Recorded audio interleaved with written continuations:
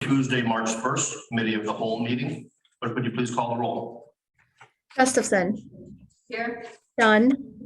Here. Petty. Here. Malaco. Here. Flock. Keen. Here.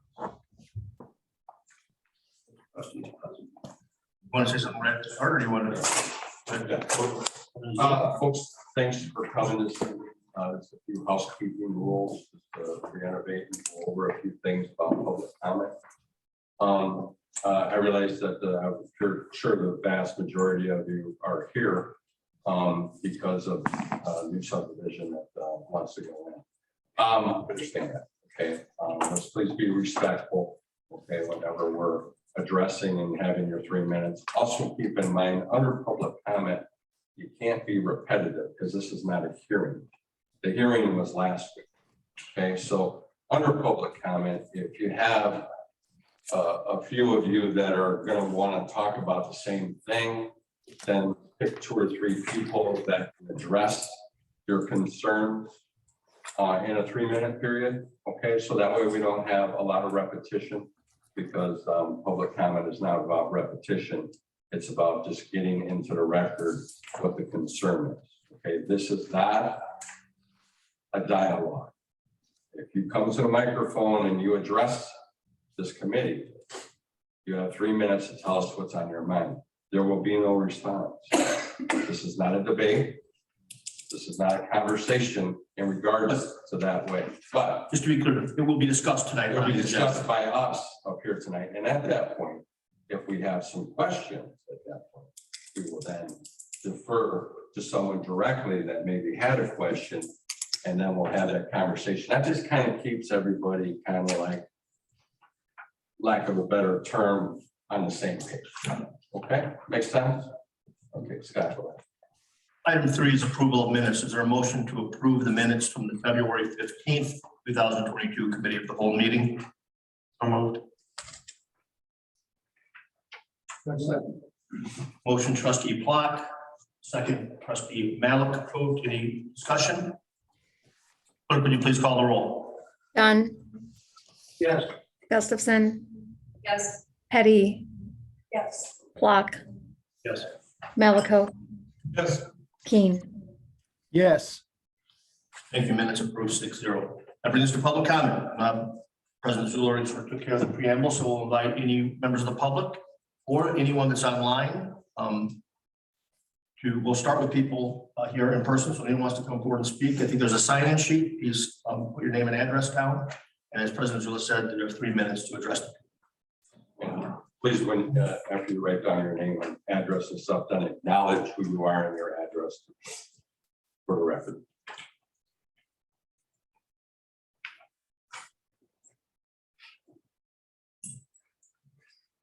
All right, good evening. Thank you, folks. My name is Mike Wright, and I'm obviously live in the Hawks Point subdivision.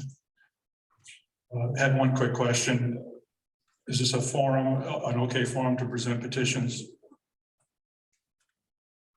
Yes. Yeah, sure. Yes. I'd like to see the petition. Chris. That's the first round of our petitions. We'll have a second round coming on the 15th. And those are all residents of Hawks Point. First and probably the most concerning issue is the traffic and safety at Old River Road and Roscoe Road.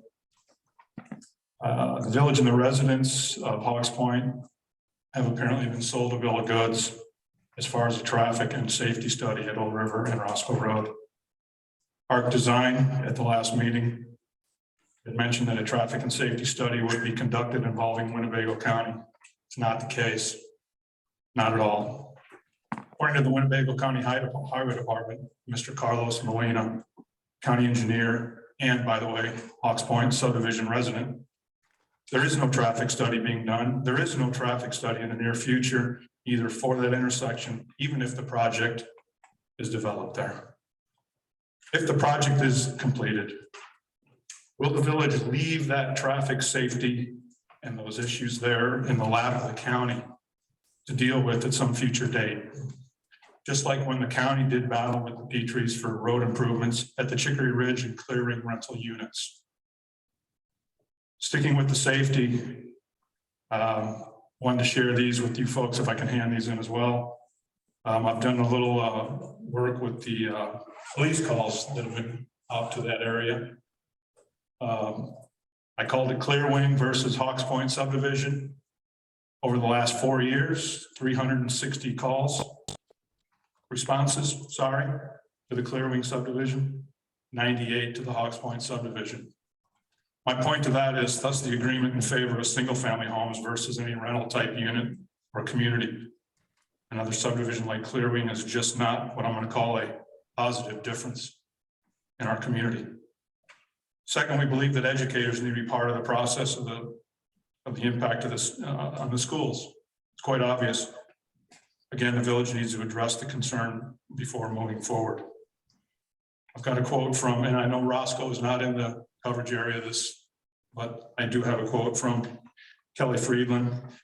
As a subdivision this size does impact classrooms. I do have a meeting with the superintendent of Rockton this Friday. Lastly, I want to read an article that I have found. This dates back to 2017. Few candidates for Village of Roscoe trustee positions. And this is a couple people who were running at that point in time. This was I've never held a quote. I've never held a public position before, but I would like the opportunity to make a positive difference in the Roscoe community. Mr. Malco, I want to continue as a trustee because I like to serve, he said. Don't complain if you don't want to do something to make it better. These people want to make it better. That's why we're here.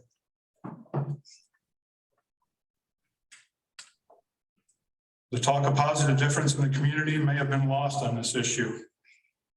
We look to you folks, okay, for well thought actions, well thought out plans, but we currently don't believe our concerns are being adequately addressed. Talk about urban planning, educators, police, fire. Can we invite anyone else on this process before this is, in front of us? And I ask you guys the question, is the cart before the horse on this project? We'll vote for those that back the leaders who demonstrate the best interests for Roscoe and its residents. I appreciate your time, folks. Thanks. Thank you. Now, any of those papers that you have there that you want to have go on the record? I can. What I have here, I didn't have later on, but we have several pages of petition that will obviously. Okay, but you had something else there that you said that you wanted to put in, like the police reporter. Yeah, I have several. Well, it's ours, we give them that. We gave them, okay. I'm just asking a question. Mike, do you have copies of those? Mike, do you have copies of what you? Oh, I have.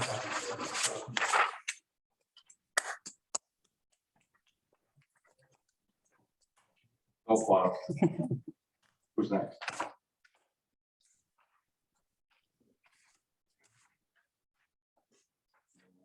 Public comment. Yeah, we're doing. Oh, man. Want to go first? Please. Go, please. Oh, we went at the same time. Please.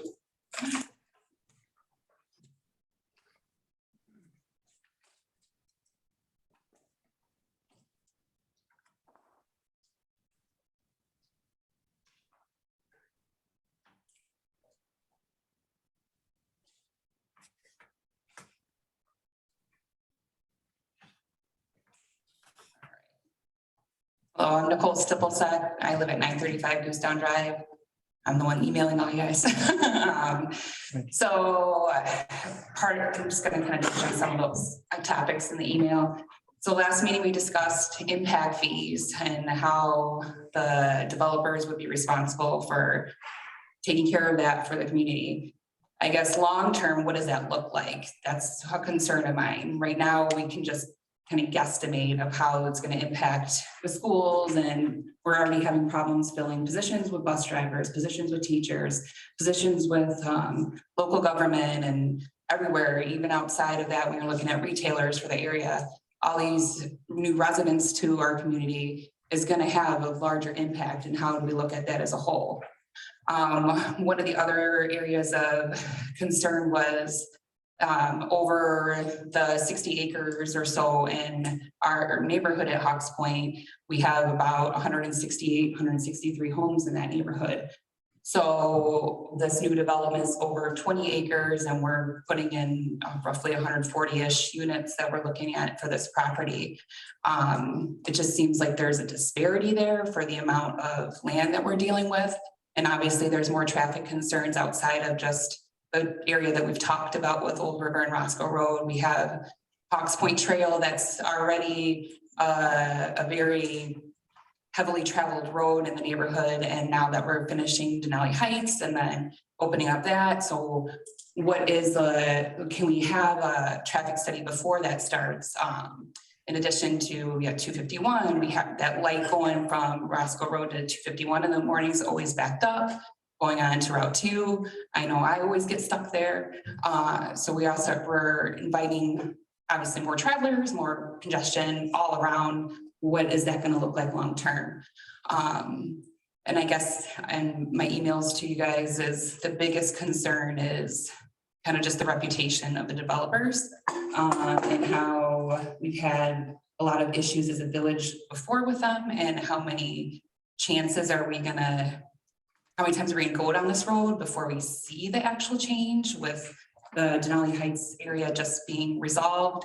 And then with that being resolved, and then we're doing this project simultaneously, it just seems like a lot at once without actually seeing the changes that have been promised. So that's all I have to say about that. Yes. Thank you very much. Gentleman in the back that was walking up. Thank you.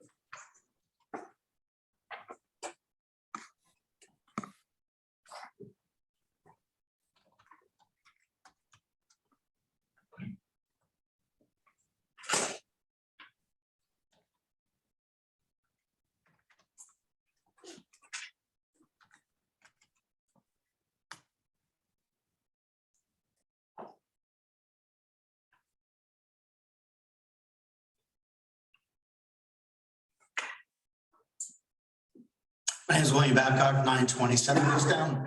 Thanks again for having us. Again, first time in this event, so apologize if I cover something that's redundant, but I'm going to summarize because all of us have been talking multiple times, so we've covered a lot. So I've kind of crossed off the things that I think we're covering. I'll just make a couple of comments. Number one, by virtue of a transient neighborhood, which you result in when you have multifamily homes, there's no degradation of renters, but when you have that, they don't take up roots in the community. They don't expect to be here long term, and they, change and move on.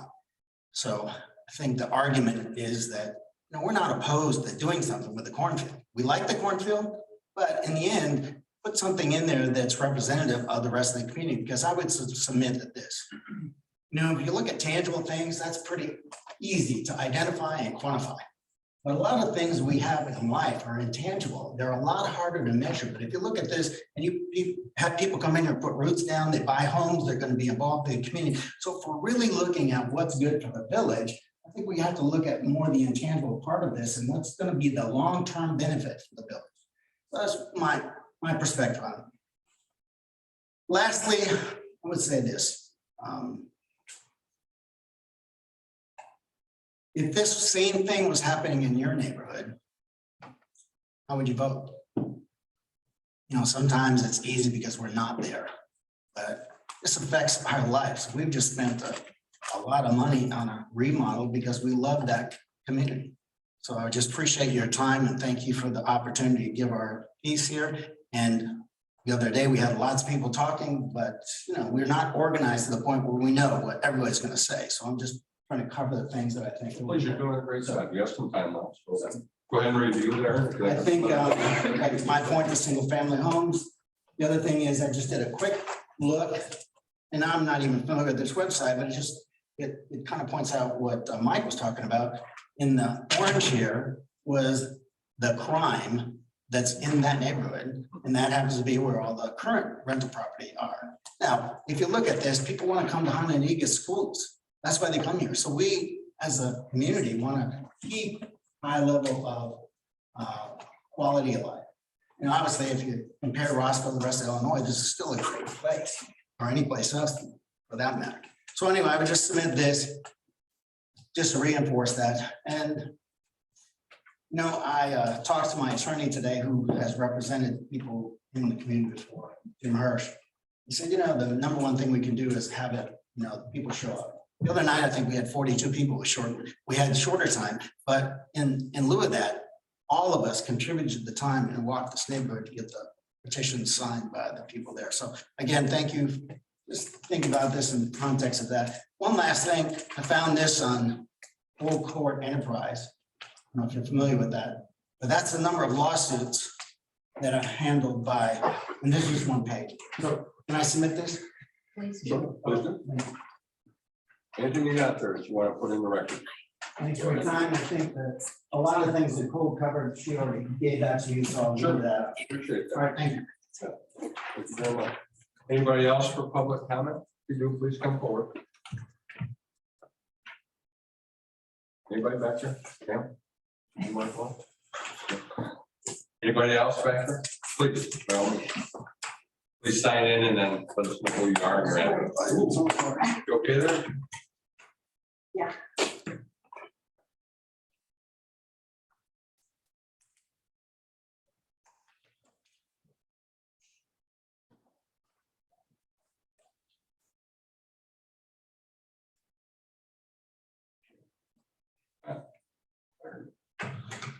Hello, thank you for having us. Your name and address. Chad Devakis, 911 Goose Down Drive.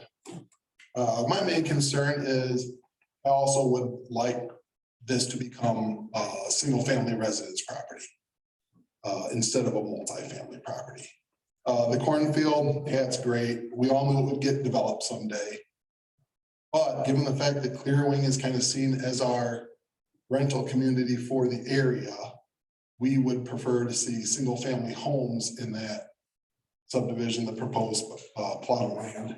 It just goes better with our subdivision. And I think it provides more stability for the Rockton Elementary and Middle School.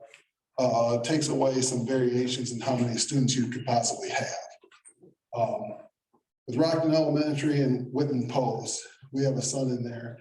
At the end of the year, they always ask you if you're going to enroll a student next year because their population, they have population problem. They want to know their numbers before the year's even over for the following year.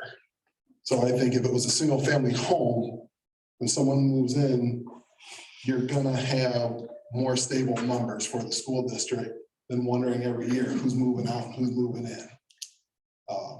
I also think homeowners take more pride in the area. I mean, we live in Roscoe Rockton for, you know, the schools, and we take pride in our property, and we love being in this area. Out of all the other areas, this is where we want to be. And I think there's more pride in that as a homeowner. And it's better to have homeowners in the area than just people that are trying to use it for the school district or trying to use it just to stay for a little bit and then not really care about it.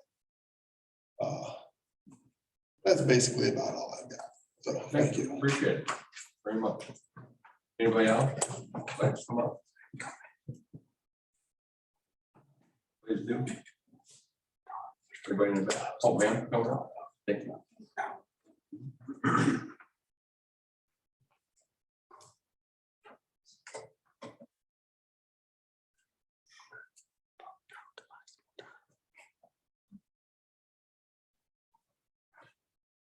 Good evening. My name is Patty Trotter. I live on 943 Goosetown Drive. My main concern is safety. I have a couple of kids. We do not have sidewalks in Hawks Point subdivision, which is fine when we don't have a lot of traffic. I'm concerned about the increase of traffic that this may cause because there's going to be a through street.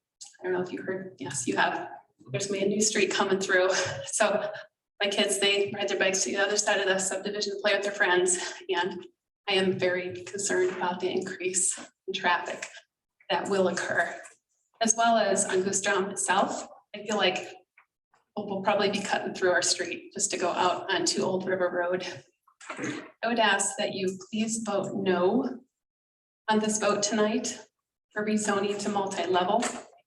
I think everybody's point was that we would like you to vote no. I think that an important key point here is that the traffic study, I believe, should be completed first. I think that's really important. I don't understand why it was said that there was a traffic study in the works, but now I'm hearing that there is no traffic study. I'm so confused. I don't really know the facts. I just personally believe that the traffic study needs to be completed before we even consider rezoning this area to multi-level. So thank you very much for your time. No, thank you very much. Anybody else? Like to come up with public comment? Please do. We have plenty of time. Anybody in the front here like to have a few comments? Anybody in the back there? Can you hear me okay? Anybody else in the back there would like to come up? We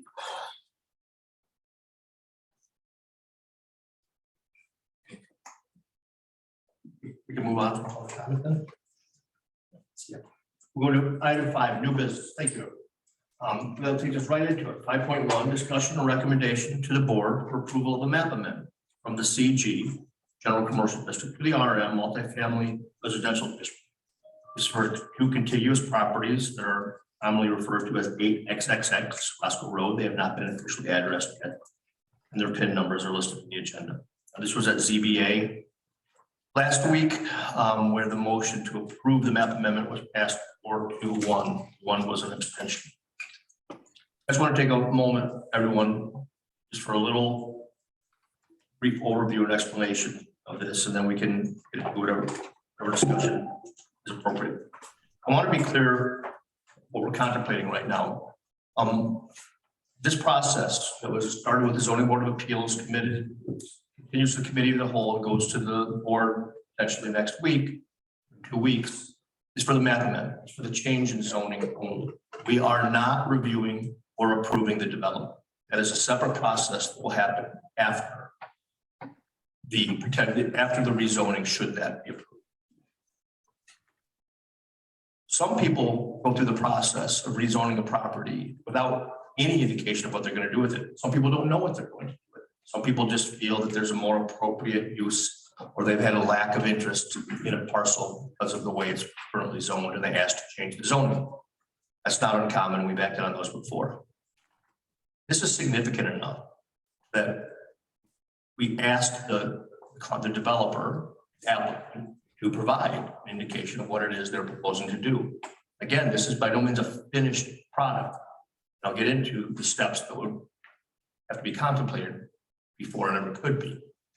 But it's fair for anyone that's put in the position of contemplating the change in zoning to know what the expected development would be should they vote to make that change. That's why we have this before you. What you see up there is the proposed site plan for the development that would include an extension of Hawks Point Drive, Hawks Point Trail on North to Roscoe Road, and a new east-west road going up to Old River. The entirety of this property is currently zoned commercial general. My understanding, it has been since this zoning was established as part of the annexation in 1993. There's also some commercial zoning in Rockton on the opposite side of the intersection. I think 30 years in, it is safe to say there is not commercial interest in the development of this parcel or at this intersection. And sometimes you just take a fresh look at your planning documents and ask yourself if what was envisioned to happen 30 years ago is still the likely thing to happen. The applicant has requested to rezone this to RM. So that, I want to make that clear. That's what is before you, right? We don't force zoning onto people, so we don't make people rezone to something. We respond to the request that we get, and right now the applicant has requested to rezone this from commercial general to multifamily residential. I want to address some of the things that would, while it is, I just said, this is a map amendment and not design review. It's important that people know, I think to allay potential fears as to what would go into the design review process should there be favorable consideration of the zoning change. I have, for the life of me, I don't understand what Mr. Wright said, and I'll be honest with you, I object to the assertion that you were sold a bill of goods. I was so astonished at what you just said about your communication with Mr. Molina that I texted him, and he assured me that that is not true, and that is not what he said. Of course, there will be a traffic study required. If the county did not, then we would. This has already been casually presented. By that, I mean, in another meeting with Carlos Molina, I showed him this concept plan and said that this would be working its way through the map amendment. We wanted to let the county know sooner rather than later. His response was, as is standard, for new access to county roads, they require a traffic study. He used the term traffic impact analysis, TIA. That absolutely will happen. And all I can say is that that does not seem to be accurate, that Mr. Molina indicated that it would not be required. I can assure you that it will. Anyone that has concerns that traffic will not be thoroughly studied and potential offsite improvements identified, it's simply not the case. Also, coincidental to this, separate from this even coming forward, the county is currently in the process of conducting what's called an IDS, an intersection design study at this intersection. The county is already contemplating improvements to the intersection outside of this, and actually any studies done will dovetail with that design. We would also need to go look at further analysis for stormwater management. This is a concept plan. It's a well thought out concept plan. It's spatially accurate. It conforms with ordinance. It takes into account all the design guidelines in our subdivision ordinance and in our zoning ordinance for multifamily residential. But they haven't done their detention studies yet. We'll get those. We'll see if the detention is appropriately sized or if that needs to be tweaked. And we'll work with the county to ensure that stormwater ordinance is met with respect to release north into the Roscoe Road right of way. Just so you know, the development as proposed complies with ordinance. There's requesting no variances, complies with new ordinance. Our previous zoning ordinance would not have required, did not address the buffering of the transition between different residential uses. We now have what's a component of our landscape ordinance newly adopted March or February of last year. It addresses something called transition yards. So a transition yard between the single family and multifamily is identified here. And we, through our table, that's a type C that prescribes both a continuous 6-foot side screen fence and a number of shade, evergreen, and ornamental trees that must be planted every 100 linear feet of that, and shrubs every 100 linear feet of that shared property line. Again, early proposals are that there will be no request for variance. I'm going to present a cross section here for you. This is a cross section through that would be taken through the north side of Goose Down through the property line to a proposed new multifamily unit. So the image you see, the house on the right is a home on Goose Down. That shows the space between the back of that home and the property line. There'll be a 6-foot fence in the property line. Ordinance requires a 15-foot transition yard. The applicant is currently proposing a 30-foot transition yard. You can see the location of the fence and the trees shown here, and then the distance for you to get the multifamily structure itself. They've indicated representative samples of the architecture that will be proposed, which to our estimation, again, this would have to go through design review, but I could say that it compares favorably or better than any of the previous multifamily elements and constructed in Roscoe. There's an interested within each individual unit, it almost has its own little anti-monotony with a different architectural facade treatment proposed for each of the 4 units. Units would not be stacked. Each unit would be a two-story unit. So the dwelling unit would be first floor, second floor. That would be self.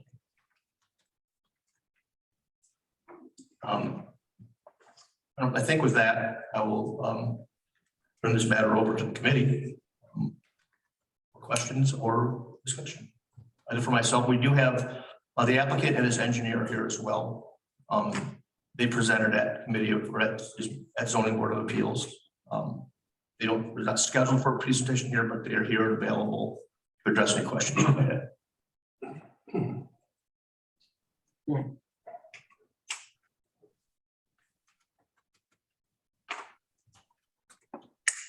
Scott, when will be the next time that we could address the density? I mean, you said this would come back again. Is there a chance where we could review this density? It doesn't look a little heavy.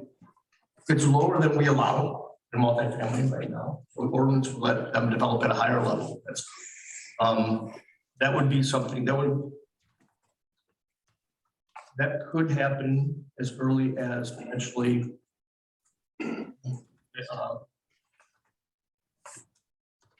I don't know, they're probably not till April. We'd be at that stage. And I apologize, I didn't write down the person's name who actually asked the question or actually made the statement of traffic from Denali Heights. Well, we'd like to assure everyone that when Denali Heights does start to build homes, all of that traffic has to come in off Gleason. That will not come off of Roscoe Road. Construction traffic. So if that was a concern, I just want to assure everybody that no construction traffic from Denali Heights will be coming through there, through your neighborhood to go there. Okay. The construction traffic, if this is approved, will come in off of either Old River Road or off of Roscoe Road right to the development, if in fact that's what happened. Okay, just wanted to make sure that everyone knew that. Let me just follow up Trustee Malaco to say that meeting would be April. There could be substantial, but again, that would depend upon having all the other studies we're talking about. If we want to have a full, accurate look at what the proposed development of that needs to address, you know, those variables that are reliant upon outside engineering studies. Do they know when the street traffic study will be done? I can't answer that. Well, Scott, the applicant is here, so yes, Trustee Gusta. isn't the essential question here a forced choice, commercial, general, or multifamily? What do you envision for that area? Rhetorically, the rest of the board. That all of the design plans, all of the traffic studies, all of the plantings, all of the distances, color paint, so on and so forth. That's way down the road if this board approves the request. That is absolutely accurate, yes. So it's a forced choice, one or the other. We're getting into the weeds here about everything else. What do you see as to the use of that? I will be on the record. I do not support multifamily. I do not see that as our vision for that area. I will not support a change of zoning. That is me. Trustee Dunn. Scott, I took the opportunity on Sunday because of the nice weather and yesterday to drive through that area. And anybody who was in the driveway or walking a baby or whatever, and talk to them, overwhelmed about unanimously, no one is for it. The big concern that I could identify with is the traffic cutting through the subdivision. And one of the reasons I can identify with it is I had a woman killed in my front yard in Prairie Ridge because of traffic. Yeah. And the number of children, I have no kids. I have a lot of trick-or-treaters. You bring in that many people, it's that many kids out there. Cutting through is a major concern of mine. The other thing is, why are we proposing to change this right now if the traffic study is scheduled? Can't we see what the traffic study is first before we make the changes? The other thing is, I just want to offer just a brief response to that, is that by all available data and all tables and charts put out by the ITE, the Institute of Traffic Engineers, 20 acres of any kind of commercial development will generate more traffic than 20 acres of residential, even multifamily residential. Now, they'll go into further detail with the traffic studies to come up with actual numbers, but I can assure you that that's That's excluded. As proposed currently. I just want to bring that up because we are saying that this has been zoned commercial and it's something that we felt should be converted commercial. We obviously were comfortable with the amount of traffic that would be generated as it was developed commercial. The reality is that multifamily will generate less traffic than if it was commercial. Now, I see the point that I don't know how likely it is that it becomes developed commercial. That's why we're having this conversation. And can you not concede that zoning was done 3 decades ago? When Yes. there was a different concept as to how it would develop out here. Yes. It's very clear that everything has shifted east. I don't Yep. see anything there. So to say that you're going to generate a lot of commercial traffic that goes commercial, it isn't going to happen. It's not going to be commercial. It's not going to be commercial in the next 5 years, 7 years, Correct. 8 years. And then secondly, we have an outmoded land use plan. And so we need to have a vision as to what everything will look like and how things will evolve here. And to go back to this, again, I repeat, it's a forced choice, commercial general at this time or That's correct. multifamily. And if we choose to stay with commercial general, we'll just see what plan B, C, D, or D the developer or property owner comes forward. My point also, later on tonight's agenda, we're going to talk about hiring a consultant for land usage. Why are we in a hurry to change this before we find out what the consultant says about land usage in the village of Roscoe? I just don't see it. You can put in an application. We have to go by what we have. Well, there needs to be a vote. Well, based on the feeling of the surrounding area, we had the same situation for, I believe it was Hidden Creek. And kind of walked away from that, or they walked away from us because of restrictions. And I can't justify in my own mind, even with the added, whatever it's called, assessment for the schools. I can't justify this many families. But we're gonna dump out 140 cars on that road. We got another 200 cars coming out from Denali at the next 4-way stop down on Old River Road. When the traffic is gonna be a nightmare. Until the county does something, just suggestions. I'm not saying that I wouldn't go for single family, but multifamily is just out of the question for me.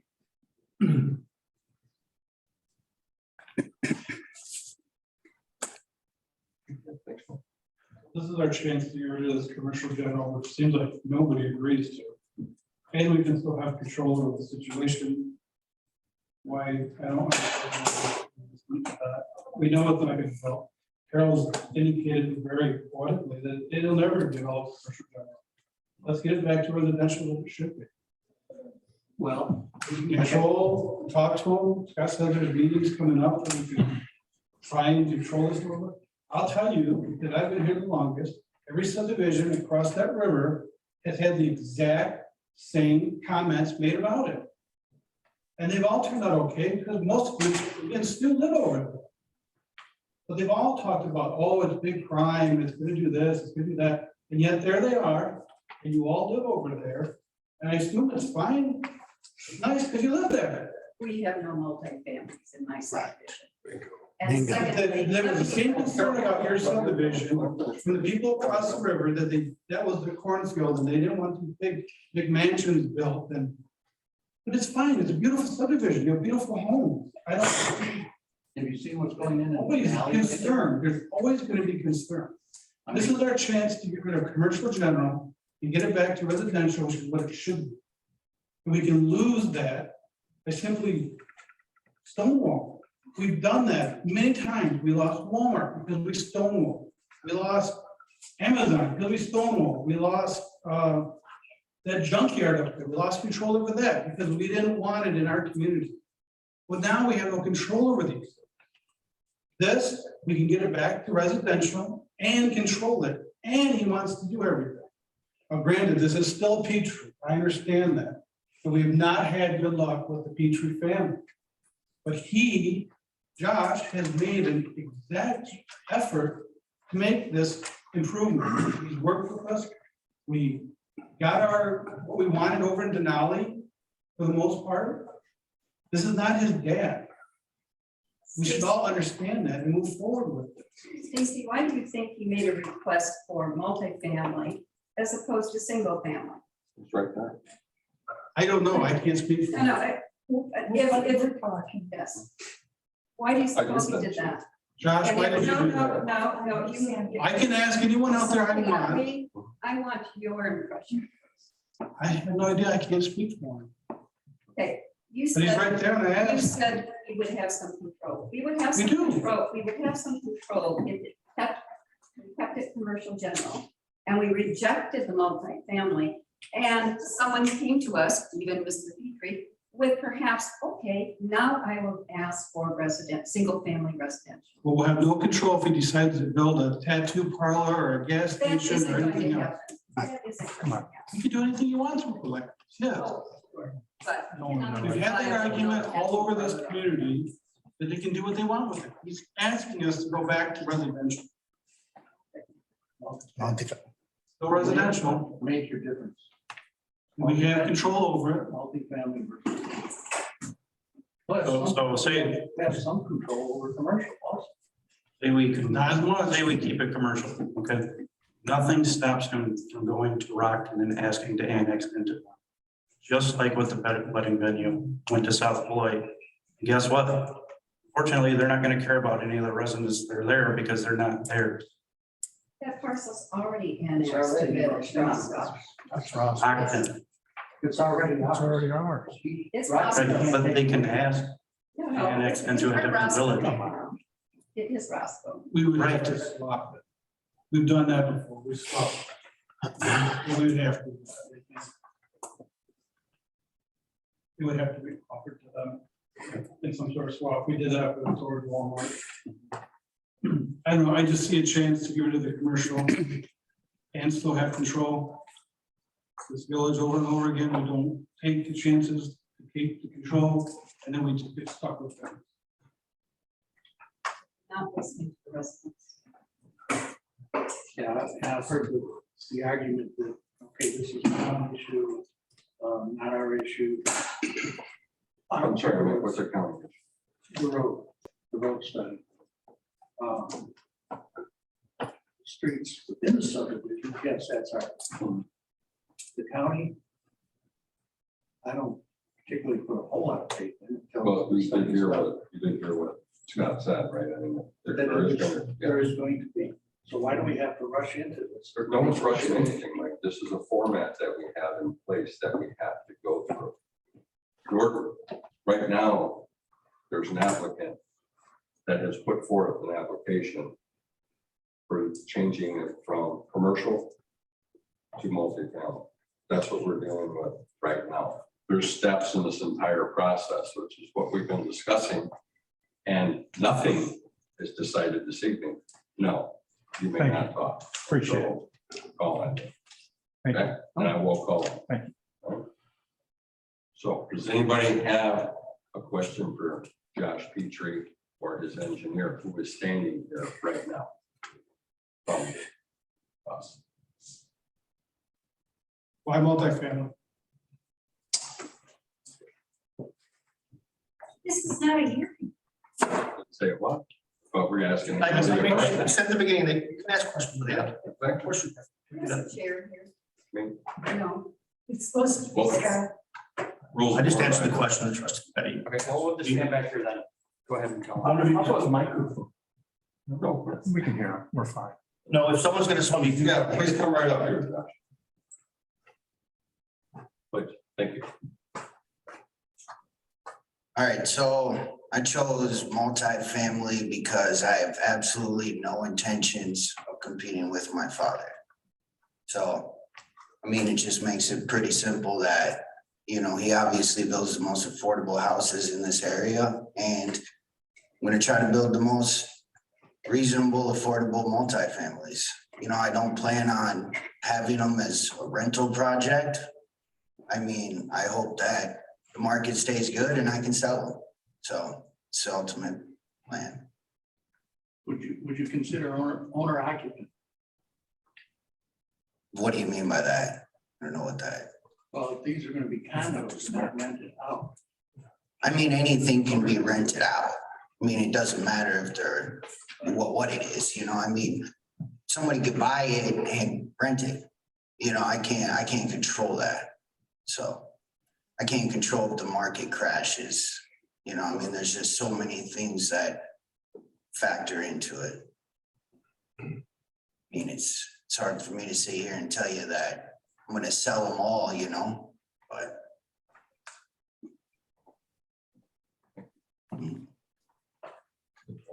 Question. Yep. Good. Thank you.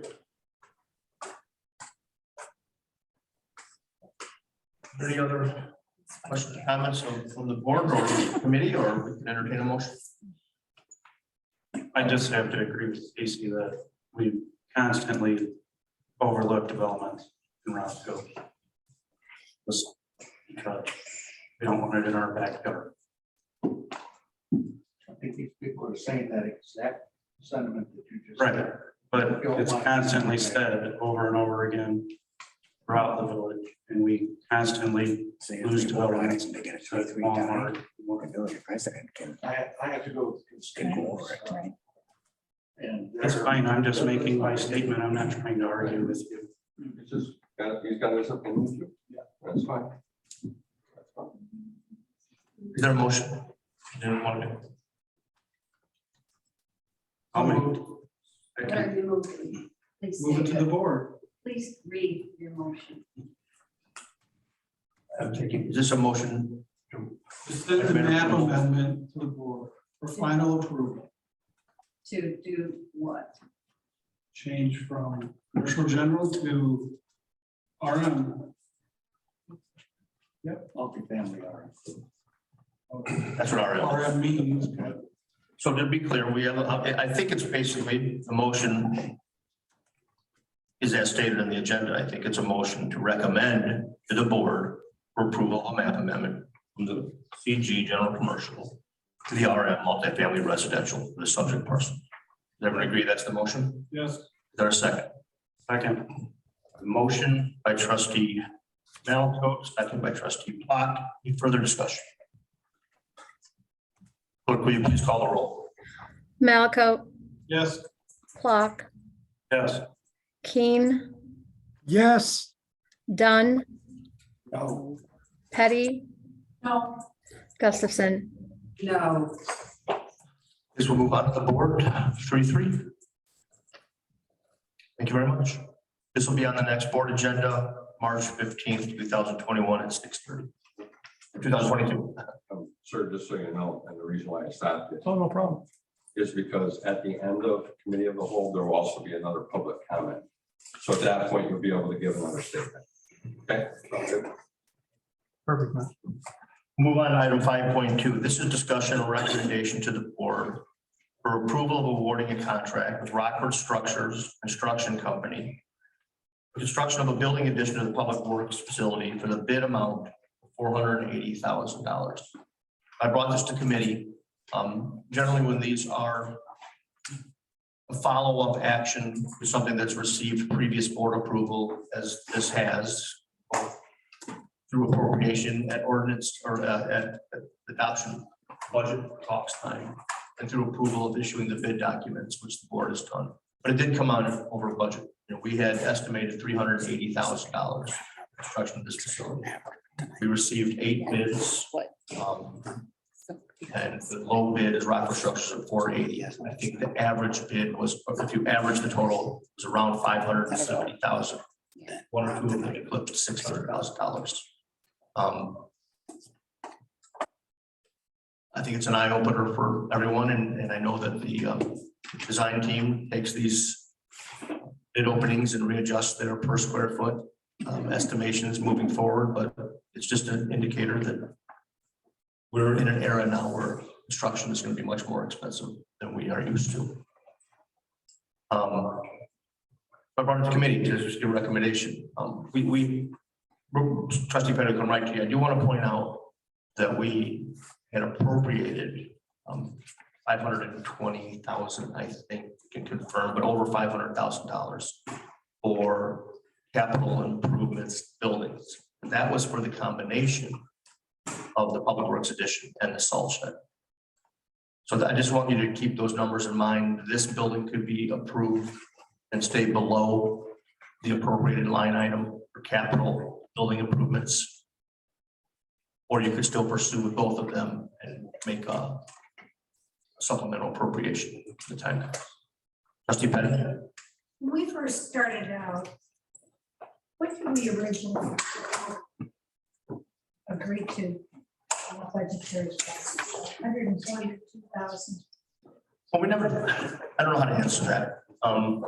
Yes, there was an initial estimate put together of 150,000 or something that obviously proved, but that was put together internally and just obviously more to be. Now, we knew even when we entered budget talks this past fall, we knew that number was not good because we had committed, the only money we had committed to the project in the past was to hire professional design.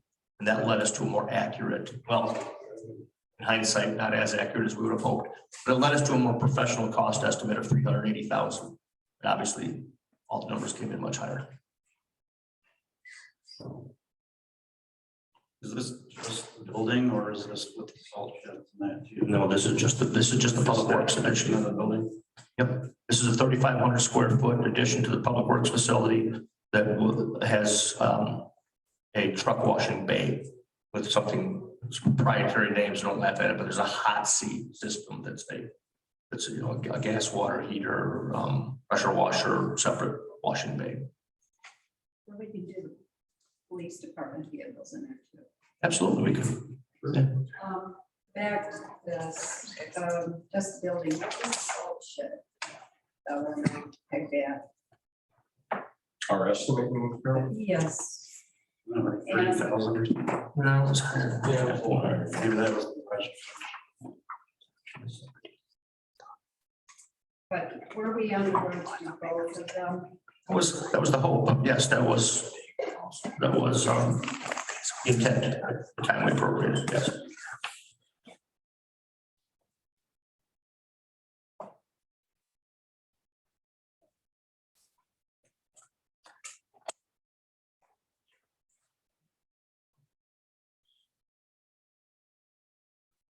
Was your thought now just to do one, Carol? As long as we have the money to cover them both. Right? I mean, need them both. Yes.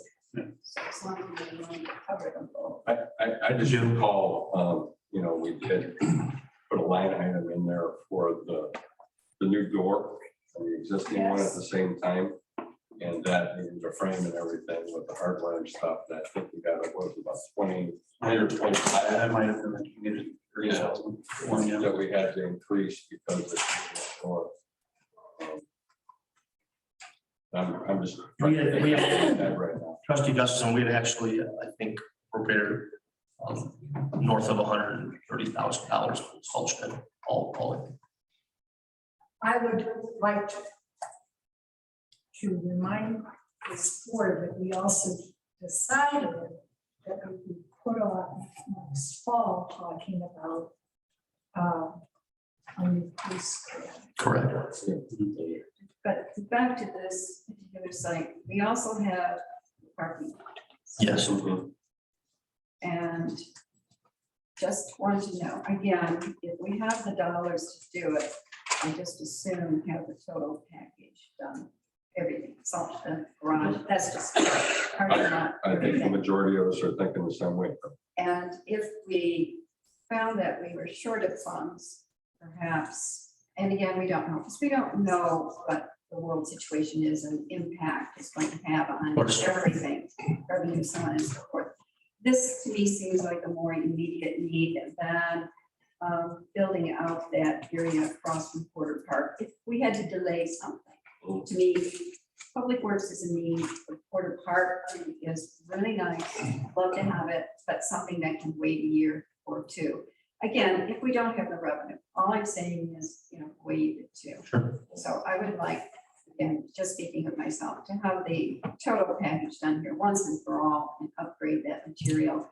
We spent a lot of money, we've been buying a lot of equipment, have it sit out there and whether it just doesn't make sense.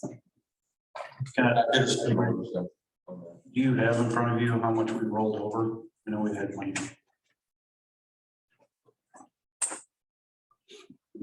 I hear, here's what I'll answer, based upon. At the time we started this budget process, started putting these together in.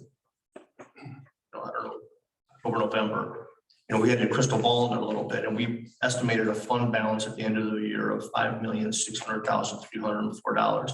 That would have resulted in a fund balance. So taking that rollover and then putting all of our projected 2022 revenues in, minus our 2022 expenditures, that would have left us with an estimated fund balance of $4,054,949. That's $179 or $80,000 above our 6-month reserve policy. So in essence, we're saying we have $4 million in the savings right now in the fund balance. But a lot of that's pledged. No, No. no. However, we'll face. Now, again, Everyone else. this year, I pointed out many times during our budget talks time, this year's fund balance, which is based upon, again, just to remind everyone, our fund balance policy is that we maintain 6 months or 50% of the balance projected on December 31st or January 1st of any given year. So right now, because it's a rolling thing, money comes in, money goes out.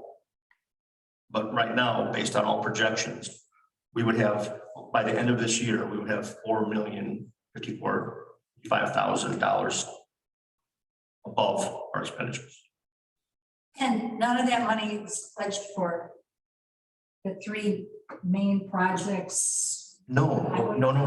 Those are all, that money is all appropriated. That's in the 2022 appropriations. This is surplus above what was appropriated.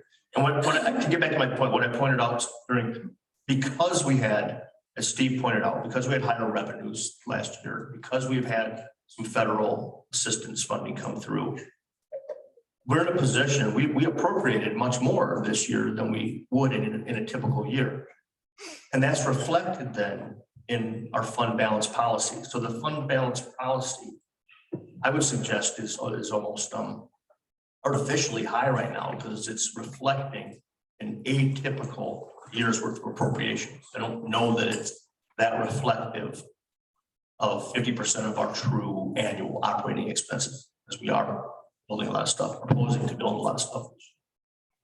Trustee Gustafson's point though, we can make this, we can keep evaluating where we stand and make informed decisions when each one of these decisions come before you to say yes or no to building any one of the, 6, 7, 8 different projects that we identified at the start of the year. Right now, this one doesn't derail us. This $100,000 overage is easily absorbed. And in fact, I can tell you that just by the way it's being distributed, we already will have an additional $400,000 plus in revenues in 2022 than anticipated because some of the local cures fund distribution is still coming in and we'll have to count as a 2022 revenue rather than 2021.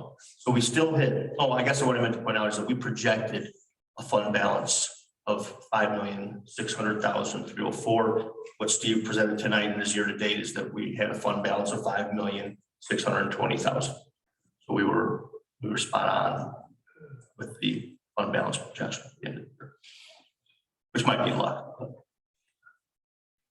So are you going to come to us then with the suggestion for the salt shed as an independent item? Yes.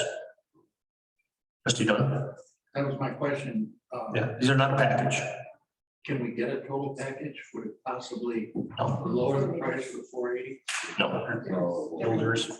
It would. Unfortunately. So this is running over $100,000 and we projected 28,000, did you say, for garage door for the salt shed? Somewhere, Something like that, yeah. 20 to 30. That goes up by the same portion. how close are we gonna get to the maximum budget dollar we had assigned for this? I think that goes back to what Carol's saying. We can take. We're certainly going over it if we need. Without question, we'll go over what was appropriated in this specific line item. Now, we don't appropriate by line item, so Steve and I will have to take a look at all of the full scope of the proposed capital project improvements, but this line included the public works building addition, the salt shed, and the door for the existing salt shed. We will certainly, with this bid, if we do all three of those things, we will go over the appropriated $507,000. And the paving? Paving is totally separate, not included in that whatsoever. Capital land improvement as opposed to a capital building improvement. And this quoted price is the quoted price. We're not going to have the guy say, oops. Oops, materials gone up. Oops. No. They have to hold this price. No, and there's, and that's backed by a bond. This is a bonded improvement. I just have one question here. So I'm looking at a spreadsheet that Brandon provided for the cost submitted. If we look at required information, just that center thing, explain to me. Yes, bid from supplement. Yes, bid from supplement. Bid form. Trustee, yes, I don't have it open. Give me a second. He's got some code in here, or things that I know that were part of the check off when you do all of this. Right. That just help me remember what that meant. Okay.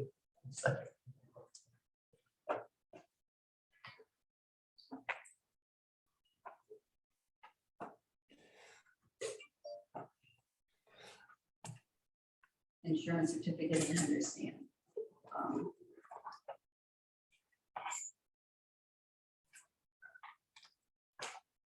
Those look like one of the best. So the candidate, so we have the base bid number, we have, going across left to right of the bid. You're looking at the bid tab, correct? Yes, looking at required information, yes or no. Okay. Yes, what do those things mean? Okay, bid form supplement means they've submitted their actual, the bid form itself is a piece of paper, it's a separate supplement within the spec book that goes out. Did they complete the bid form, the bid offer form and return it? Yes. So. Did they indicate the project staffing? Did they indicate the personnel that would be available and dedicated to this project? Yes, they did submit a list of personnel that would be available. And some people, yes, some people no, performance and labor bond group. What is that? They said that it was assumed.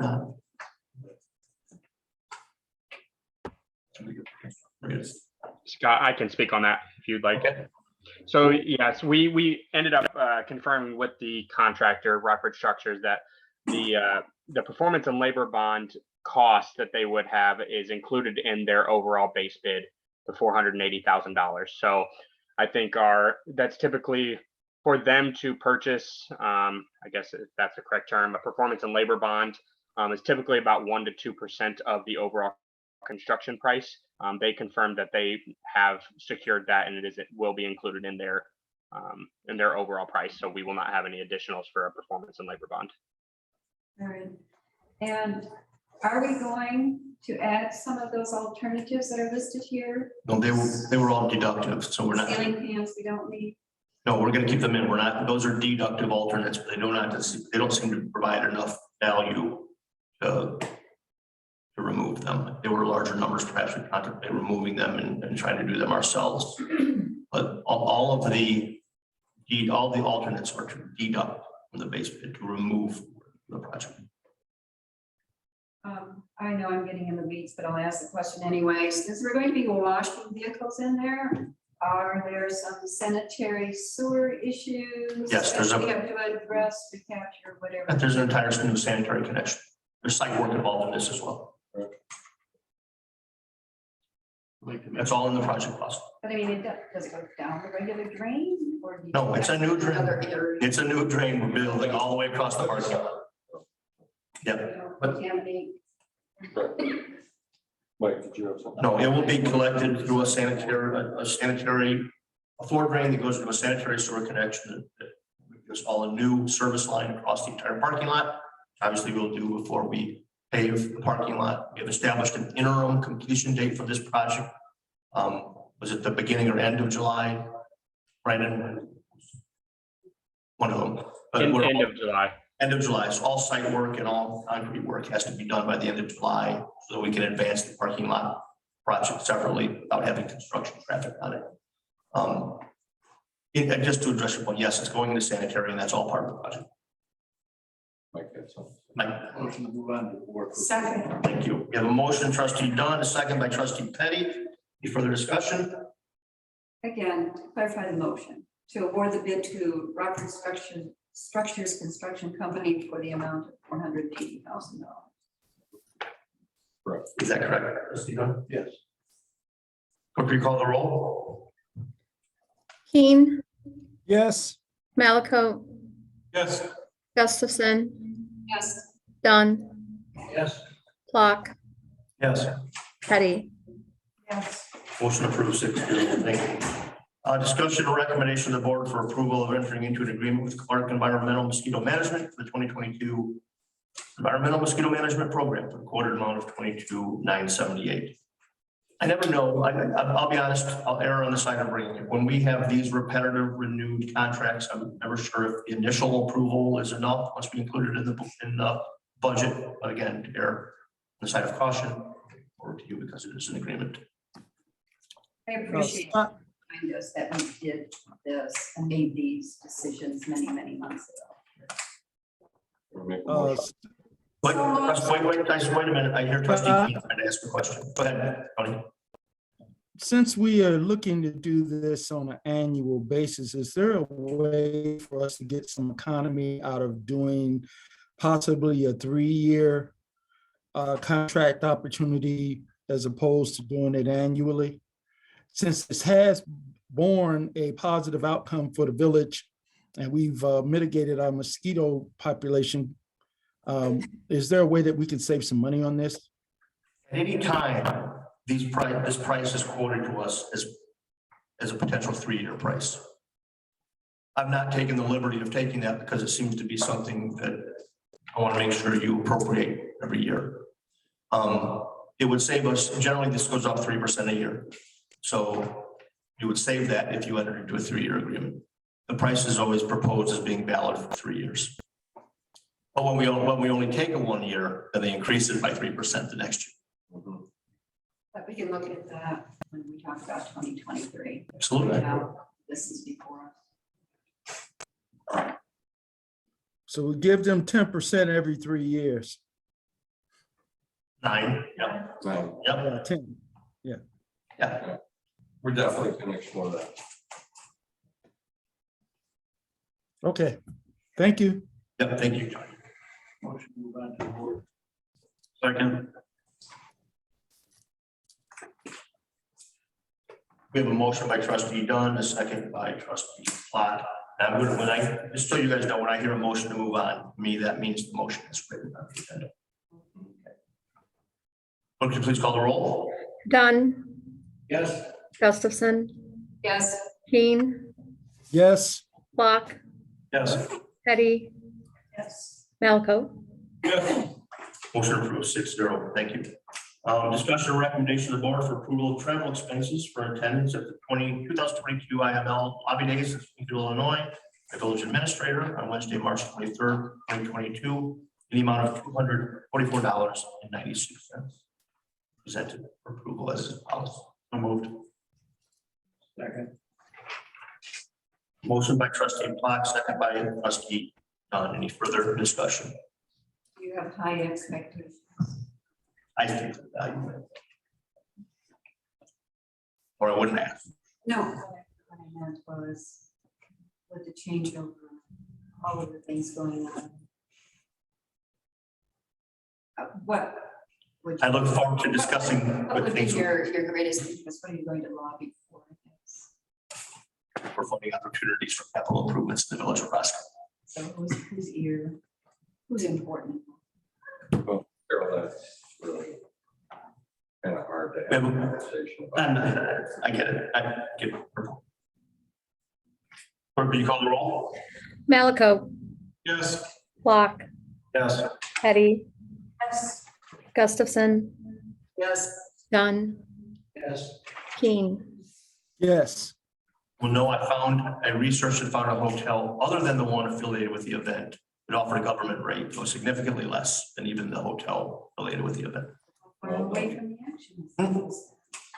Not too far. They're all kind of clustered down.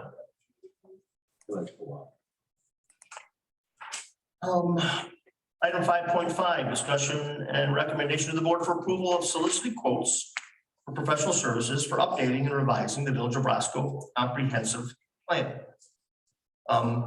Village of Roscoe's last comprehensive plan was prepared and adopted in 2008.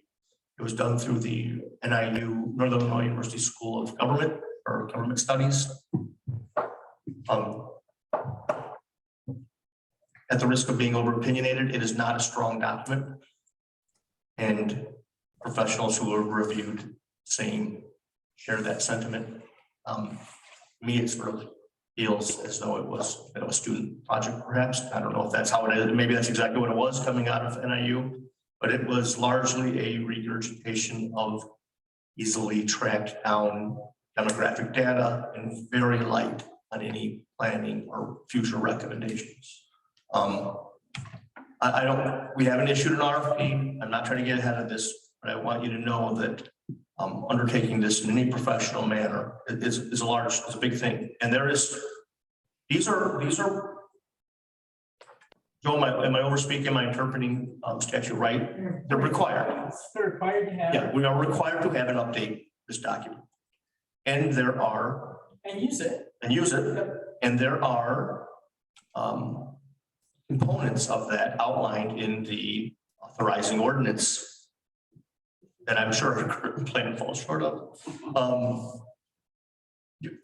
want you to be prepared for I've talked to 2 different consulting firms so far that prepare these, just to get back of the envelope numbers. You know what we're talking about. This is a $70,000 to $100,000 planning exercise.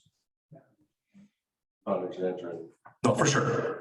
And there are prescribed steps in that. And if you look, I updated a slideshow, Peter, a PowerPoint slideshow that does a decent job of walking you through the process and the requirements of the plan. And there has to be public hearings and public engagement, and there's a regimented process to go through. And I think it's a wonderful idea. I've been a proponent of doing this for some time. Yeah, if we went to have COVID, we probably have it done. Possibly, yeah, we have been talking about this, and I've been asking for it. Well, it had been very evident to me from my attendance at the ZBA meeting that this was needed, especially having that parcel out there languish for 30 years with the type of zoning it is and nothing updated and so on and so forth. So I totally support this. And when I looked at the PowerPoint, I understand why it would cost this amount. Yeah. And especially when you will have an opportunity to solicit public input along the way here. So it's an exciting idea. I agree. I think it is too. So if, guess what I would ask for is the board to authorize, or we have a recommendation to the board to authorize the solicitation of proposals to do so. Joe, I don't know, we need to talk whether this is an SOQ process or an RFP process. I think it's. I don't think this follows QBS qualifications-based selection, or does it? Probably does. It might. Just for a refresher to the board, for certain professional services, we are required to follow something called QBS, which is qualifications-based selection. And we cannot solicit fee proposals. We solicit, we say what it is we want. We identify the scope of services, and firms provide their qualifications to do that. We're obligated to receive and rank those. Then we enter a fee negotiation with whoever we rank number 1. If we cannot come to terms with an acceptable fee, we can move on to number 2. We can move on to number 3. It's not like a big where it's, the lowest bidder and No. it's, we're trying to find the most qualified person. It was the process we used when we did the PD building. It is. It's also the process we did when we engaged an engineer to do a design in Delani Heights. We did the same process then as well. So just know that that would be the process we'd be probably having to undertake. Because it is for almost all professional design services, architecture, engineering, I'm sure planning, all, and it's by state statute. Okay. That will come in the board, so it'll come back to the board before we Before that, comes out, yeah, we'll get the. Well, I am thrilled that there's an appetite for this. So is there a motion to move this to the board for approval? Motion by trustee Petty. Trustee second by trustee Malaco. Clerk, will you call the roll? Clock, Yes. Dunn, Yes. Gustafson, Yes. Petty, Yes. Malaco, Yes. Keen. Yes. And if my estimating is right, this will then come in at 200,000. I'm guessing low. I'm guessing low on stuff lately.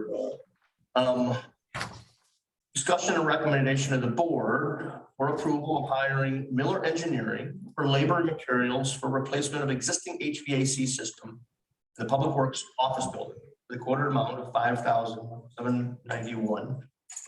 We received 3 quotes on this. This is replacing the AC compressor and the furnace in the Public Works Office Building. This isn't what heats the workshops. This is the offices, the break room. for Jan's, all that. Yeah, exactly right. So moved. Second. Motion trustee Clock, second by trustee Petty. Any further discussion? Just general, did each of those people who put in a bid for this, double check and make their recommendation as to the size of these units that would be needed? I don't know if Yes, I understand. moving from 1.5 ton to 2 ton, just wondering if you get a professional estimate as to what size units. Yes, we now did. be workable. They Each of did those. the same proposed improvements. And not that it really matters as to what the manufacturer of those are, but do we have any idea? what they're Troy, do you know the manufacturer or are there multiple manufacturers? There were multiple on the 3 different quotes, but the Miller is, I want to say the Healy. Healy is the brand of the furnace. Correct. Yeah, the furnace and the air conditioner. When we get our new building, these will be separate systems, separate entities, separate systems, correct? Yes.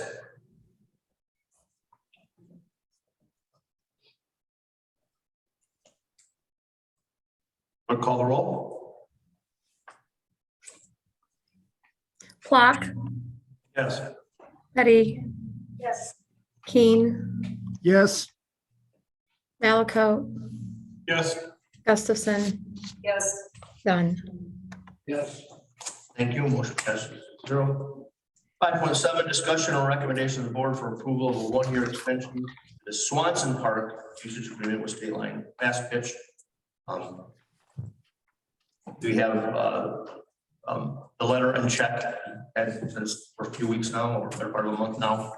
I'll tell you, sneak peek, we'll be moving to layover 5.8 because I do not have that. Okay, so 5.7. 5.7, we do have, I tried to bundle them together. I wanted to approve them at the same time.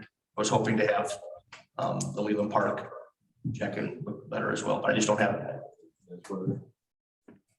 Did they give you their calendar as well? So that's only applicable to 5.8. Only Leland Park requires a calendar. The usage agreement for Swanson is exclusive. But We do though have their calendar only because we needed to. We've been working with them very cooperatively to time the paving improvements. Right. Yep. Motion to send to the board. Second. Motion by trustee Malaco. Second. And a point, Second by trustee Keen. Clerk, will you call the roll? Dunn, Yes. Gustafson, yes. Malaco, Yes. Petty, Yes. Keen, Yes. Clock. Yes. Thank you. Motion passes 6-0. Can I have a motion to lay over 5.8 to receive the required materials? Second. Trustee Penny, trustee Plot, first and second. We'll call the roll. Clock, Yes. Dunn, Yes. Gustafson, Yes. Petty, Yes. Keen, Yes. Malaco. Yes. Thank you. Does anyone have anything under old business? Trustee Fetty. I had asked for a list of COVID-related monies that we have been promised and what we have actually gotten. Well, you have that. What you asked for was to add the other funding opportunities we have pursued but have not yet been approved for necessarily. And I have not done that yet. I'll put those for that. That we discussed those at the last meeting. Those will include the MDP, the Member Designated Project Program that we requested through the U.S. House of Representatives, through Kinzinger's office. That will include the appropriation, subcommittee appropriation requests we made through Senators Durbin and Duckworth. Now, there's another program out now too that I'll be preparing an application for. I'll list that on there as well. So what you sent out was in November. It's essentially still accurate, yes. I can probably, we've started to receive, we had multiple reimbursement requests under the Local Cures Act. We have received some of those. I can update it. But the big one is the payroll related, the wages related reimbursement. And that is listed as in review. And I did get one question for clarification. So that tells me they're actually reviewing it. So generally speaking, when they've gone from in review, we've gotten the money within a matter of weeks. So. Flags Bridge, have they been ordered? They have not. So I will. We tried to order them last year and couldn't. They didn't have them. Okay. And I will reach out again this year and try to make the same order or go to someone else. I know I've spoken to Troy about that. And food trucks can we just have Ann start pursuing that? For Yes. next summer? Do we need to go to the board? Nope. Okay. No, she can give us the whole list. of Yeah. all that kind of stuff. I know she's working on it, but last year it came on that. When may we anticipate the special event permit draft? It'll be nice to have it by next week, or by the next meeting, but I want to. It will be no later than the meeting after. I will tell you that the proposed map amendment is a fairly time-consuming matter right now. There are many, of course, but I simply haven't had time to get back into it in the past few weeks. It's priority. Like anything else, the squirrel shows up. You gotta go there. Oh, so Trustee Gustafson, if it's possible to get it done by the 15th, I will. If I'm just consumed by all of this through the 15th, it'll be no later than the first meeting. April. Seems like every time Scott gets dived into something diverts him in another direction. That's right. It is the season of events, so it's moving to spring and summer. You're 100% right. I hear you. I hear you. Bring this back to public comment. So sort of same rules apply, guys. If you want to come forward, 3 minutes. Same thought process. Sure, man. Thank you. I want to apologize to Scott first. And I might have misspoke, and I apologize to you folks. My conversation with Carlos, I understand the traffic study is required. We get that. The question I think I didn't convey maybe is when, like some of the other people, but when is that gonna happen? And the way they conveyed it, Carlos said, was this project could go in, then the county will look at it and say, wow, then the traffic study is. There's not the sequence. That's not how it works. Yeah. We would never approve design review without the traffic study. Never. Okay, that's good to know. And I kind of sit back and I'm looking at this whole thing and the word compromise keeps coming up. Is there a way for you folks to get this zoned single family? We go away, we're happy. You guys are the ones that develop Roscoe and keep that hometown family community drive going and building a good subdivision, good quality homes, good quality, and then Josh gets to build. I think personally there's a win-win-win for everyone in this. And I'm not going to speak on behalf kind of on our group sort of, but I think, and I was kind of misquoted by the TV station last time to clear that up with you guys too, but I think the subdivision would support Josh totally if he put single family, you know, and I made the crack, and I promised my wife I wouldn't say it again, but you will. Thanks, man. I like that. We're behind that. We wouldn't be messing up the post office with flyers and things of that nature. We're up for progress. And you know, we love Roscoe to have families to go to the schools, to take part in food trucks and stay, put some roots in here. We're up for that. You know, we have no problem with a single family home going in there and more neighbors, super. But I think there's a compromise there. And if you want to notch it down to single family from commercial, because no one in their right mind is going to build anything out there. We know that. No one's going to go shopping out at, you know, Old River Road and Roscoe Road, maybe in 10 years. That's possible. But we're all in favor of a single family, you know, and it's a win-win. He gets to build something. He gets to get his hands dirty and build something that means something. And Art Design had mentioned that he wants to do a clean start. Well, we know there's a past, but then make the clean start and do it right. Well, we're behind that. Right, thank you. Thanks, guys. Would you like to give another statement? Okay. Please restate your name and address. William Babcock, 927 Goosedown Drive. One's been very interesting for me. I've never been in a meeting like this ever. I really appreciate Scott, the amount of information he has to put together in order to support all this. And because I'm naive to the whole process, you know, it felt like to me that, you know, he's got preferential, which is unique to everybody, right? The preference, so he's driving home that. I think in this case is, well, and I appreciate Mr. Malikot's, okay, you missed this. It was before I was involved, and also I didn't know about Walmart or Amazon, what they were trying to do there. And I listened to Carol's, it's like, you know, I grew up in Blood, Wisconsin, but I've been in Bentonville, Arkansas, home to Walmart for the last 30 years. Came back here and now I live in Roscoe. Beloit, when I grew up, was not a place you wanted to be. Janesville was the place I went.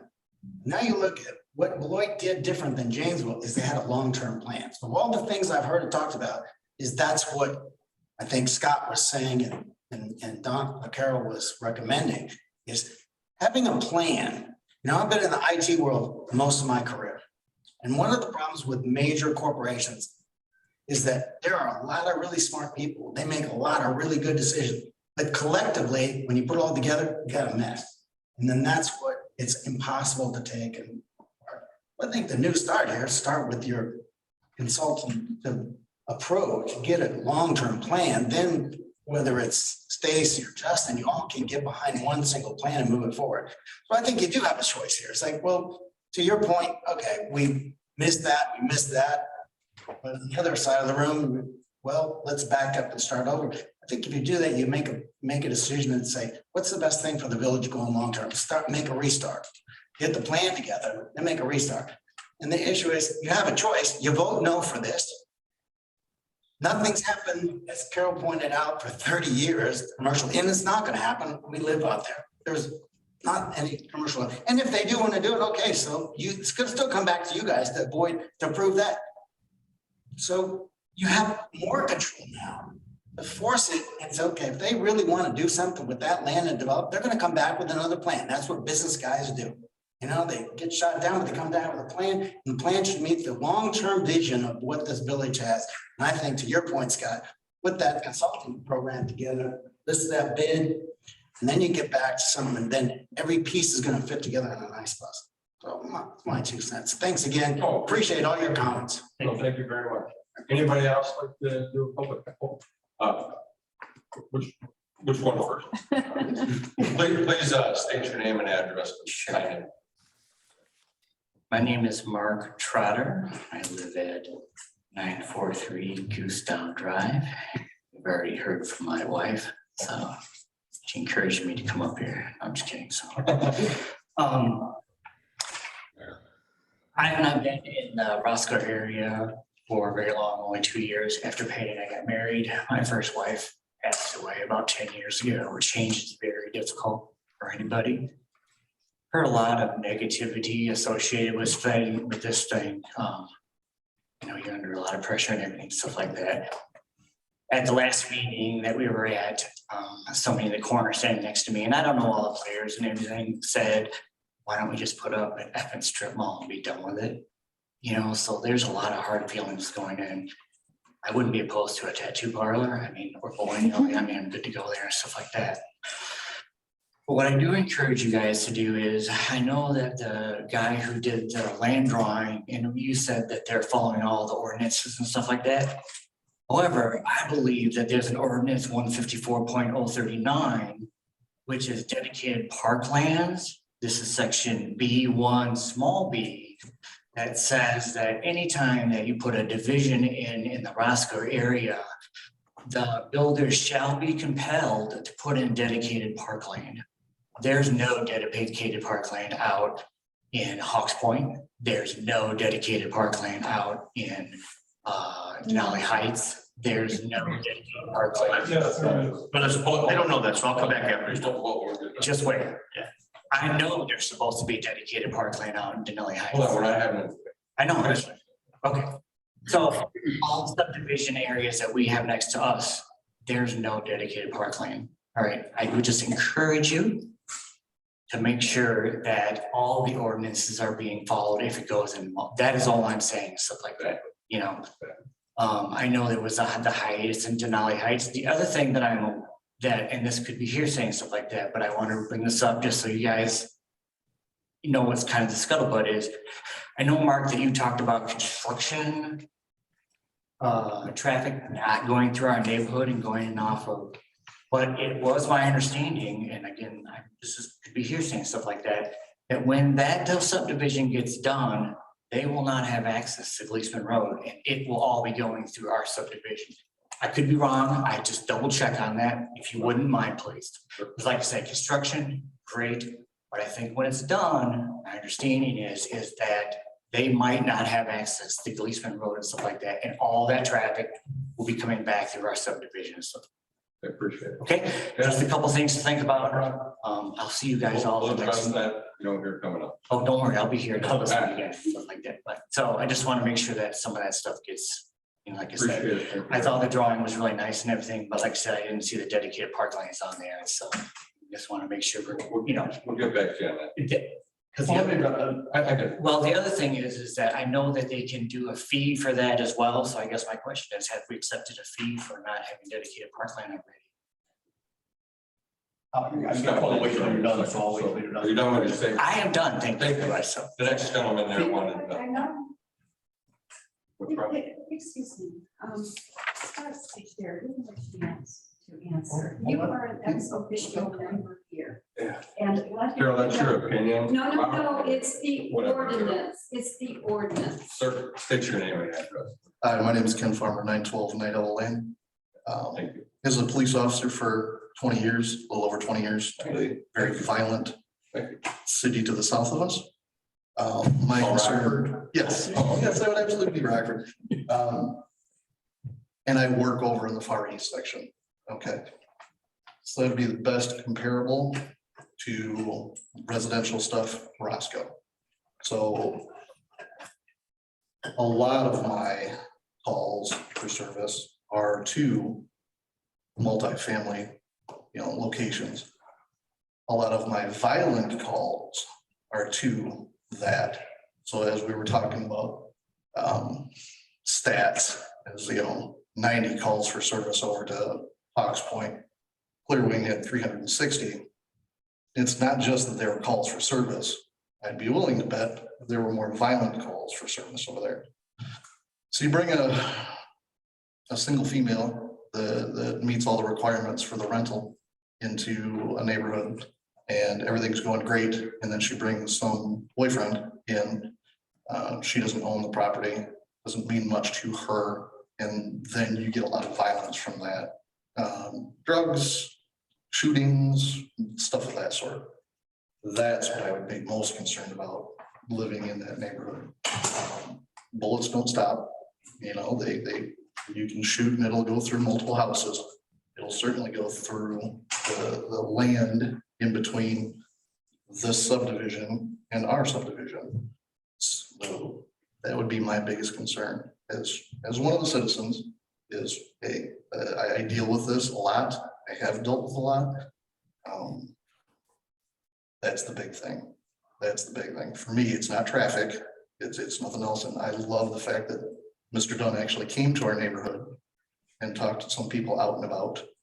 Those would be the same people that would have to risk that violence. They'd have to risk the vehicles taking off from some shooting at a residence, some violent domestic at a residence. You get more violent domestics in the rental properties than you do in the houses. Then that also bleeds over into the schools, because then you talk about the children from those homes that are involved in gang activity go to the schools, and it bleeds. I've worked the school district too, and I've seen how bad that is down in Rockford, and what a blessing it is to be up here in our school district. There's a lot of concerns. Thank you very much. Thank you. Thank you.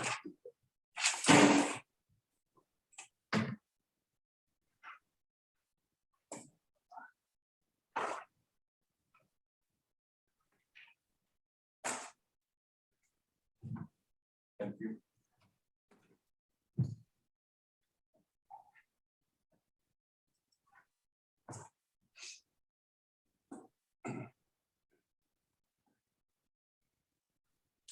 Hi, my name is Janet Bear. I live at 958 Goosedown.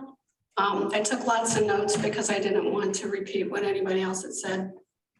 My husband and I moved out here 20 years ago. And Josh stated that he doesn't want to do the same thing as his dad. I would like to see Josh outdo his dad and build nicer houses than the ones we all live in. We love our house. We have probably put just as much into our house over the last 20 years as we paid for our house. This spring, we're considering putting about $60,000 into our home so that we could live here in our golden years. With this talk about, you know, what could be put in next to us, it's given a lot of us pause. We won't put the $60,000, you know, back into this community because we'll all be going somewhere else. A lot of us have talked about replacing our driveways. We want to improve our neighborhood and keep improving our neighborhood.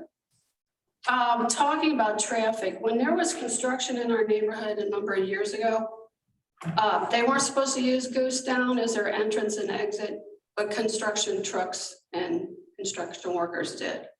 I was almost run off Goosedown by a big truck that came through. So that is something that has to be supervised. And we're not opposed to growth.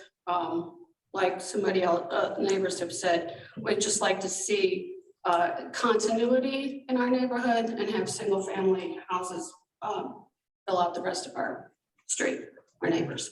Thank you. Thank you. Any other public comment? Again. Aye. Hold on, I'll try to make it quick. Thank you again for your time. Patty Trotter, 943 Goosedown Drive. So we handed over these petitions. Do we know how many pages of signatures we had? 12 pages combining 70 signatures. 12 pages combining, how many signatures on each page? Or you're saying it was 70? Some of them had one, some had 3. Oh, I some had see, 12. 70 signatures? I just added them up for 70 signatures. Thank you so much for doing that. I'm sorry, I didn't know. Just wanted that on record, that that's 70 people in our area, all living in the Hawks Point subdivision or area that are over the voting age, that all agreed to this. So when I went up and down my street, people were really ready to sign it for two people, I admit, that didn't want to. And they all agreed. They were like, hey, I have no problem with new housing. I know when we move down, we know this is going to change, even though we love our field, but single family would be so ideal because of the way people treat their homes differently when they own them. And 140 units is just, it's just a lot. And I know you mentioned, well, it's our chance to get rid of commercial. I'd prefer the tattoo parlor. I don't see a slew of people coming and going every morning to a tattoo parlor. So I would just urge you to please vote no, because perhaps Mr. Petrie could reapply for R1, single housing building. That would be fine. You wouldn't see any of us out running around trying to get petitions, and I don't think any of us would sign them. I'm like, that's great. Yay, more friends for our kids to play with. We'd welcome that.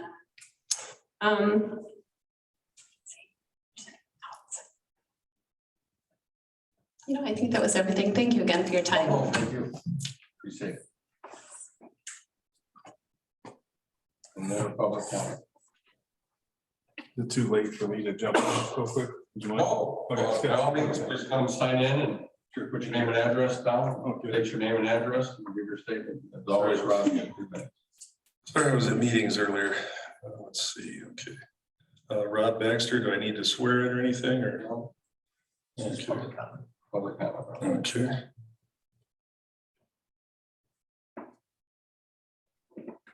So I had a couple of quick things. You guys have mentioned that this application process with Mr. Petrie is just the normal process you do. What is the timeline on that normally? Because I didn't know you're that. giving a statement. I'm sorry. You're giving a statement. This is not a question. Okay. All right. So I'll call tomorrow then, I guess. So because I didn't. You're more than welcome to say anything that you'd like to put in the statement form, and okay, it'll be part of the record. All right. Secondly, back in the late decade of the late 2008, 9, 10.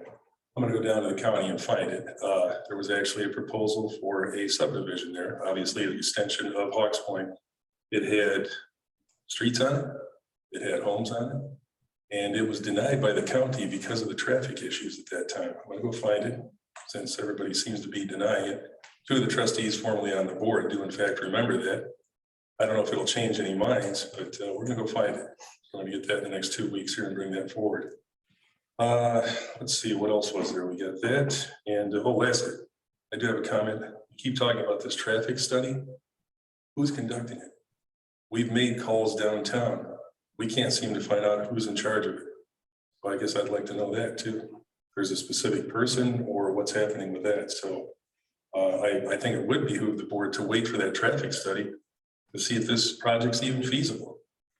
Because the way it's laid out over there, it's really not feasible. I mean, I don't know where traffic's going to enter and exit when you've got 148 units, possibly what, 700 people, call it 500 conservatively, another 250 cars coming in and out of there. I don't know how it's going to be done safely.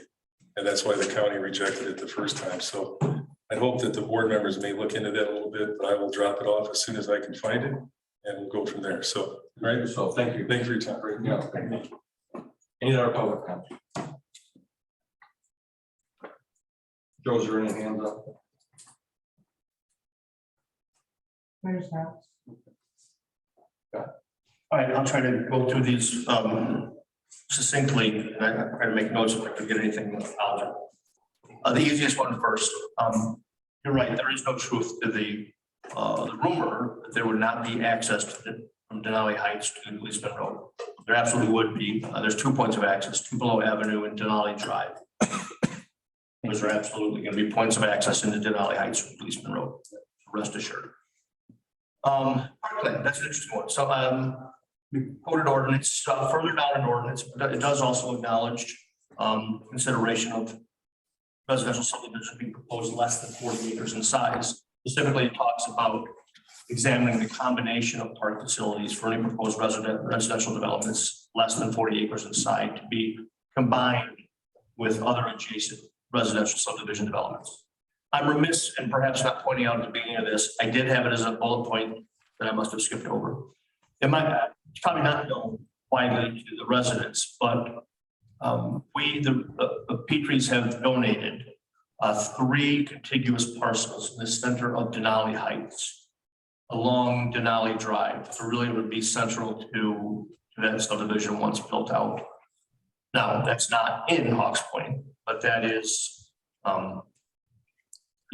given our park inventory and distribution of parks, that would be considered relatively proximate or available in distance to Hawks Point and Crystal Hills.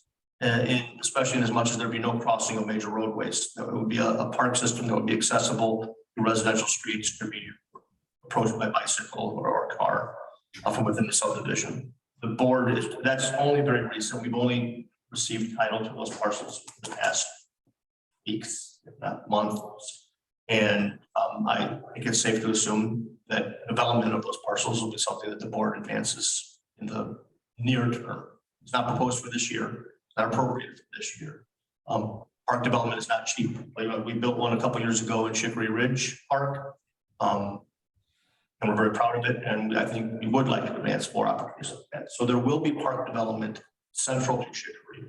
It would certainly, we would think, be accessible and available to be utilized by those three subdivisions. Any discussion of a fee in lieu of is premature. I'm being sincere when I tell you we are only contemplating the map amendment, and I'm not having that level of conversation with the developer. We've asked them to propose, to reveal their plans only so we can make educated decisions. But we're not processing that, nor has there been a design review application submitted. The only application has been for a map amendment. That'll take me to Rob Baxter's comment about the timeline. The timeline is an applicant submits an application for a map amendment that is put on. The public hearing is held. We have a public notice requirement for that. We run an ad in the paper, we post the property, and we send a mailing out to every parcel within 300 feet of that. It's put on the next, if the application is complete, it's put on the next available zoning board of appeals agenda. The zoning board of appeals is the public hearing. That recommendation goes on to the next committee of the whole meeting, which was tonight. And a recommendation from committee of the whole moves on to the village board, which is the only final action taken on this. Everything up to this evening, including this evening, has been a recommendation. So final board action could be contemplated at the next meeting on March 15th. That is the timeline for every map amendment that's ever been proposed or approved in this village. It is dictated by state statute and by our own ordinance. So this is followed the exact same process that any application would have. And I want to repeat something I said at the zoning board of appeals. I hope all of us can, to the best of our ability, evaluate all these applications on their own merits. And I know it can be difficult. I know we're human, we have history. It would be nice if these could be evaluated almost blind to who the actual applicant is and evaluated on the proposed development and the compliance with ordinance, and then enforce those ordinances. Let's see what else. Scott. I just want to make sure I've got. Someone asked about. To Rob's point, no one's trying to play a game or anything. Simply, no one internally is aware of any subdivisions that have been denied there, and the current Greenville County engineer was not aware of subdivision that was designed there. I am not saying it didn't happen. I'm saying we have no awareness of it. I'm saying it's largely a moot point because this will be evaluated anew. This is not, there is no automatic denial or rejection of development on this parcel by the county or anyone else. I told you, like I mentioned earlier, the county has this concept plan in their possession. They know that this process has started. The applicant has now reached out to them to initiate that process for a traffic study and recommendations for necessary improvements to the roadway. The county has not denied this on hand. The county has not said, no, we don't allow development on that parcel. They're evaluating it as they would any proposal in their way. I've never seen anywhere where a corner of an intersection has been 20-acre corners at an intersection has been denied the ability to develop. I can't imagine that's possible. But should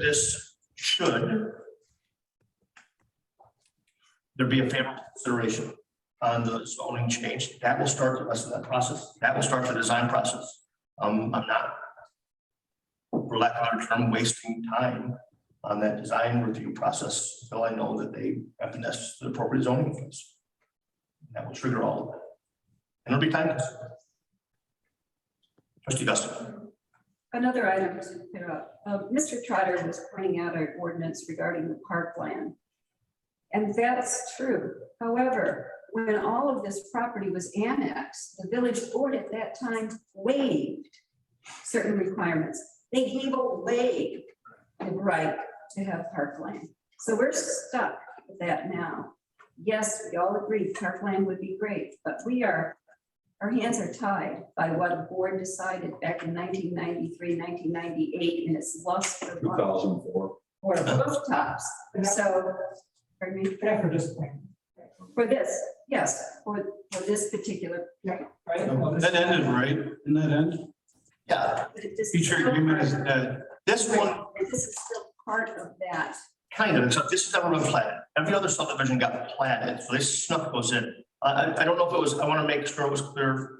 I don't know if we did. Because this has not yet been platted, for the first time ever, on any of these subdivisions west of the river, impact fees will be attached. Impact fees will be collected and given to the Rocking schools. I know someone said they have a meeting scheduled with Glenn Terry. I've already talked to him about it as well. They're not anti-growth. They're not. They know the realities of heading children to school districts, and there's a proposed development throughout their school district, not just this. They're thrilled to finally have school that has impact fees. Just to be clear, I can't remember. hold on. It was fully built out. This is back to the envelope math, $230,000. Now, impact fees are, just so people are clear with, when we say impact fees, people know what we're talking about. Impact fees are revenues given to the school districts that are reserved and assigned for facility expansion or land acquisition. They are not for operating expenses, so it's restricted revenue to the school districts. They obviously would be larger. The school districts are a large majority portion of property tax bills as well, the 3 school districts. Combined about 78% of everyone's property tax bill. Property taxes, I guess for simplification, are sort of meant to address the operating expenses of the school district, but not necessarily facility construction or land acquisition. That's what the impact fees. The impact fees say there is construction that is adding residents to your school district. Here is money for you to save until you need to do an addition to your school or buy land or build a new school or something like that. Are they one-time fees or yearly? They're one time. Generally paid at the time of permit application.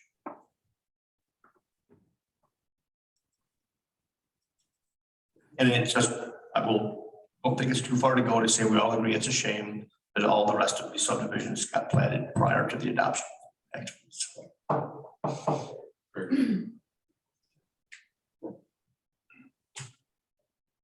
I'd like to make a motion that we adjourn. Second. Clerk call the roll. Third. Keen, Yes. Dunn, Yes. Malaco, Yes. Gustafson, Petty, Yes. Clock. Yes. Thank you. Thank you, everyone. Thanks for a long night. Be safe. Thank you, guys. I'll be safe. Very professionally conducted.